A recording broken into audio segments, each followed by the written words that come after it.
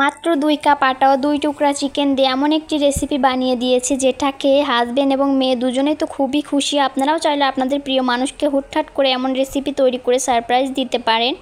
এই রেসিপিটি তৈরি করার জন্য প্রথমে আমি নিয়েছি হাফ কাপ কুসুম গরম পানি, এরপর দিয়েছি 1.5 চামচ ইস্ট এবং 2 চামচ চিনি, এরপর দিয়েছি 2 চামচ গুঁড়া দুধ, স্বাদমতো লবণ এবং 2 চামচ রান্নার রেগুলার তেল দিয়েছি। এরপর সবকিছু ভালোভাবে মিশিয়ে নিয়েছি, চিনিটা গলে যাওয়া পর্যন্ত ভালোভাবে মিশিয়ে নিয়েছি। এরপর দিয়েছি 2 কাপ আটা। আটাটা একটা চালনি দিয়ে চেলে নিয়েছি। এরপর আটাটা মাখিয়ে একটা ডো বানিয়ে নেব। ডোটা বেশি শক্তও না আবার বেশি নরমও করা যাবে না। এখানে আপনাদের আটাটা আরেকটু কম বেশি লাগতে পারে, এছাড়া আপনারা ময়দা দিয়েও কিন্তু এই রেসিপিটা তৈরি করতে পারেন। আমার আটাটা মাখিয়ে নেওয়া হয়ে গেছে। এখন এর উপরে একটু তেল মাখিয়ে আমি 1 ঘন্টার জন্য ঢেকে রেখে দেব। মাখিয়ে নেওয়া হয়ে গেছে, এখন ঢেকে রেখে দেব। এরপর চুলায় একটা প্যান বসিয়ে দিয়েছি, প্যানে দিয়েছি পরিমাণ মতো সয়াবিন তেল, এরপর দিয়েছি পেঁয়াজ কুচি। পেঁয়াজ কুচিটা তেলের সাথে একটু ভেজে নেব, পেঁয়াজটা হালকা করে একটু ভেজে নিয়ে এরপর দিয়ে দেব চিকেন।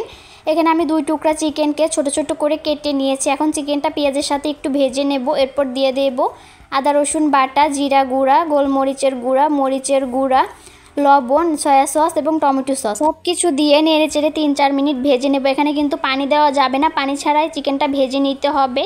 আমার চিকেনটা ভাজা হয়ে গেছে, এখন চিকেনটা একটা বাটিতে তুলে নিচ্ছি।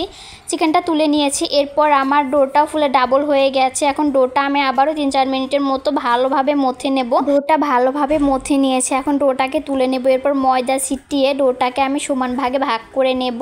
ময়দা ছিটিয়ে নিয়েছি, এখন ডোটাকে আমি 4 ভাগ করে কেটে নেব। আপনারা যতগুলো বানাতে চান ওইভাবে ডোটাকে কেটে নেবেন। ডোটাকে আমি 4 ভাগ করে কেটে নিয়েছি। এরপর এখান থেকে একটা লেচি নিয়ে আমি ময়দা ছিটিয়ে একটা ছোট করে রুটি বেলে নেব।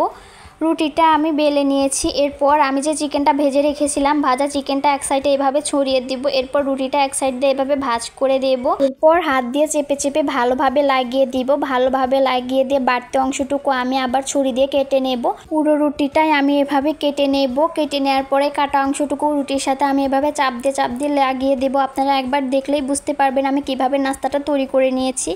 এখানে বলার কিছুই নেই, দেখলেই বুঝতে পারবেন।